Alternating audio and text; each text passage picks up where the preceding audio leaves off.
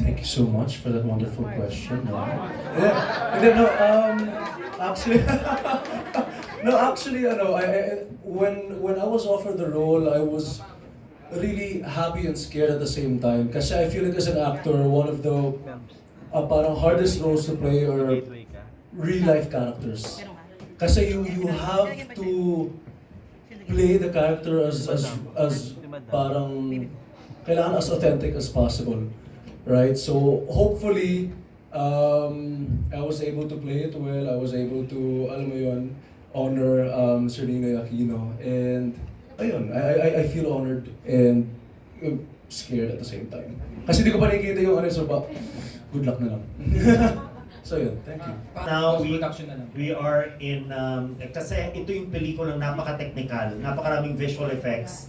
At alam niyo po, hindi na kami nagpunta sa Boston, hindi na kami nagpunta sa Korea sapagkat si Ninoy ay correspondent sa Korean War. Hindi na rin kami nagpunta sa New York, meron kaming eksena ritong ganon. Kasi, well, makabago na yung filmmaking natin ngayon at nagko-chroma kami, no, sa mga lugar na yon. Kaya yung nire-repaso namin ngayon na tinaayos. Pero tapos na yung pelikula, matagal na namin ito natapos na i-shoot. Nauna kaming natapos mag-shoot. Nauna kami na kunin ang mga artistang ito. Lahat sila nauna bago nag-casting yung iba pa. At ang masasabi ko, napakahalaga rin na mabanggit yon dahil mayroon kayong mga katanungan later, alam ko. Kaya mahalagang banggitin yun na nauna po kami. Thank you po and congratulations. Salamat po. Hinihintay nga na yung playdate niya bago mag-playdate or patapusin mo na yung playdate niya para bago ipalabas yung mga pelikula. Yung umaangkas ako sa kanya, Yung angkas, yes, that word, angkas. may sarili akong van. Hindi ako nagmumotor. Di ba? Ayan, tapos, sabi mo ang ganun kanina about kayo ang unang nag-cast, kayo unang natapos. So, ibig sabihin ba nito parang, kasi di ba si katulad ni Joaquin, di ba? Nauna po ako. Nauna siya, di ba?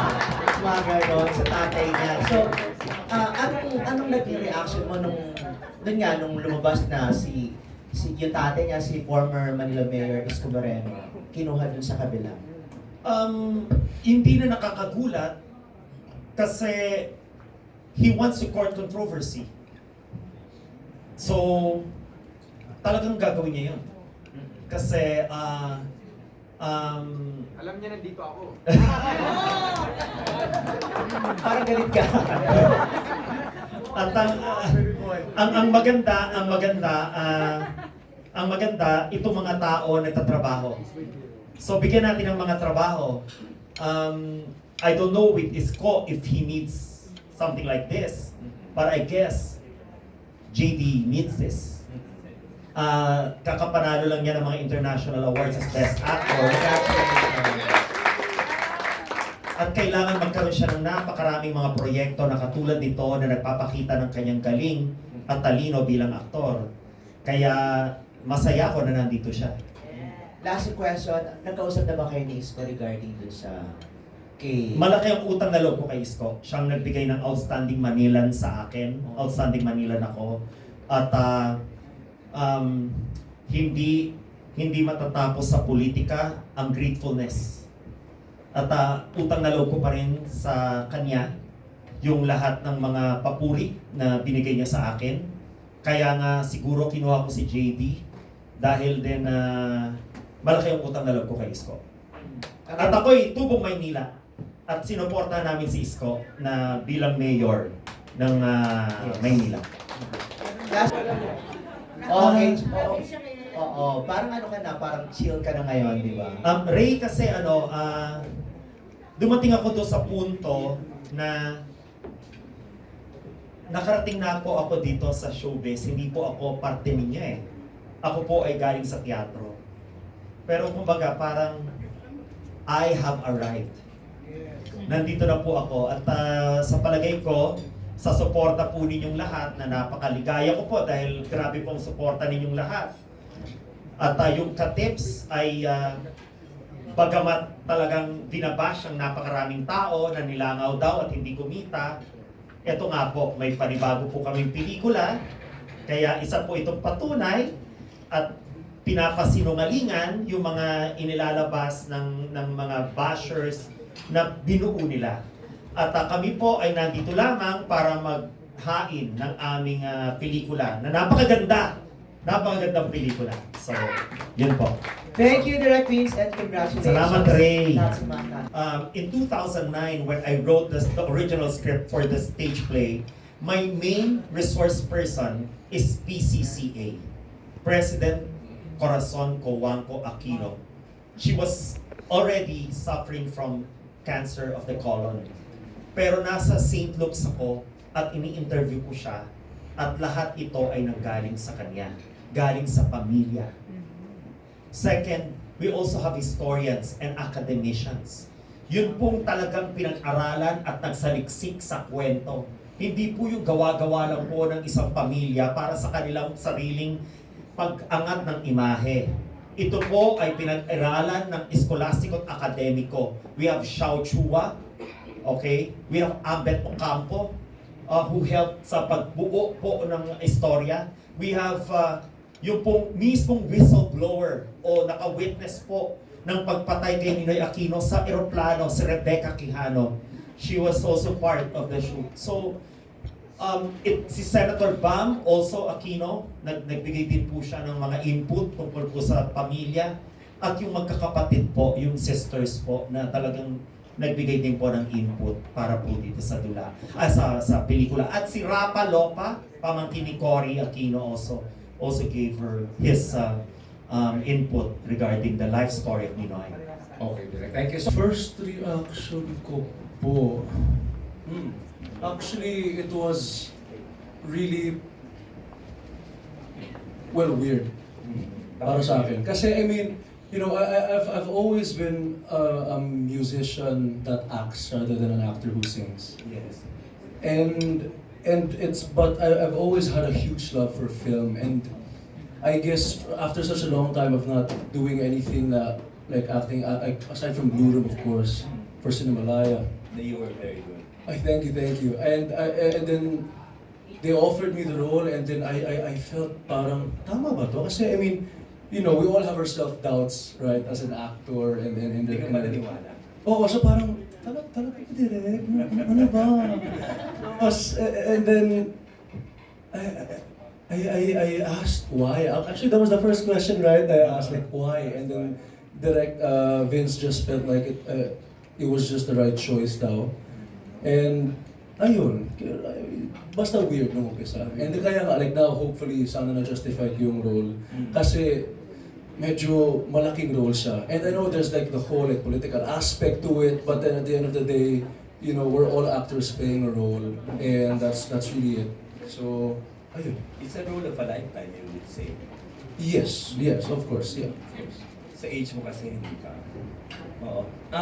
Ano ba impression mo on Ninoy Aquino? Personally.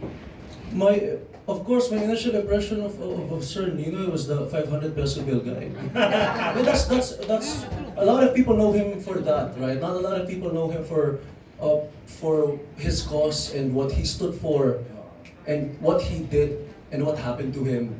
So I mean, I also can't speak about it because I was born in 2000s, 2001. So you know. That's the thing, because everyone always has a different story and everyone has a different perspective on everything. And now we're at the point where everyone has a different perspective on history. So I think it's unfair for me to answer that since everyone has an opinion. I only know what I know. Bilang kabataan, nag-aral, ano ang pagkakakilala mo sa kanya bilang bayani, bilang tao? And then ngayon, you're doing his role. Bilang isang taong nag-aral, is that he sacrificed himself for our country. And reading and looking into it and doing all the research for the preparation of the role, he became some sort of inspiration kasi he really stood his ground. And then he really stood by his beliefs. and values as a person. So I guess that's really it. He's a hero because he sacrificed himself for the betterment of our country. So, gaano ka kahirap ang pinagdaanan mo sa research? Kasi, I think you should really research well, diba? Kasi historical film, historical figure, bayani. Gaano kahirap yung pinaghirapan ng pag-prepare ng role?